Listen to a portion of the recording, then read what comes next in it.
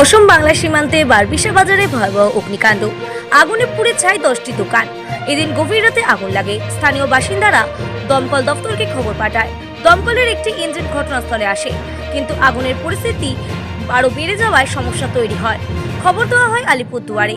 ততক্ষণে 10টি দোকান পুড়ে ছাই। কী কারণে আগুন লেগেছে তা জানা যায়নি। ক্ষতির পরিমাণ কোটি টাকা ছাড়িয়ে যাবে বলে আশঙ্কা ব্যবসায়ীদের।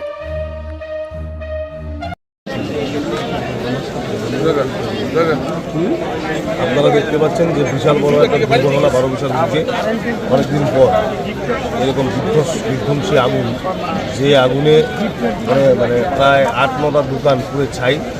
বিশাল ফার্নিচারের যে কতগুলো দোকান ছিল, দুটো, এখানে কোটি কোটি টাকার মাল ছিল, আসবাবপত্র ছিল, আর তার সঙ্গে ইলেকট্রিকের দোকান সহ চালের গোডাউন, গিফটের দোকান, প্রায় 8-9টা দোকান একদম পুরোপুরি ছাই হয়ে গেছে।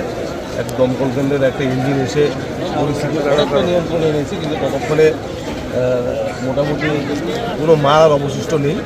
আরও দমকলের গাড়ি আসছে, আমরা প্রশাসনের সঙ্গে যোগাযোগ করেছি।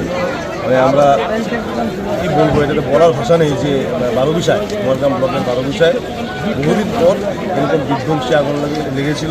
এর আগেও মানে কিছুদিন মোটামুটি 10-12 মাস আগে আরেকটা আগুন লেগে উল্টো দিকের দোকানগুলোতে এরকম করে আগুন লেগে 2-3টে দোকান করে ছাই হয়ে গিয়েছিল। যাই হোক, পরিস্থিতি এখন অনেকটাই নিয়ন্ত্রণে, কিন্তু মোটামুটি আরও ঘন্টা 2 লাগবে টোটালটা কন্ট্রোল করতে।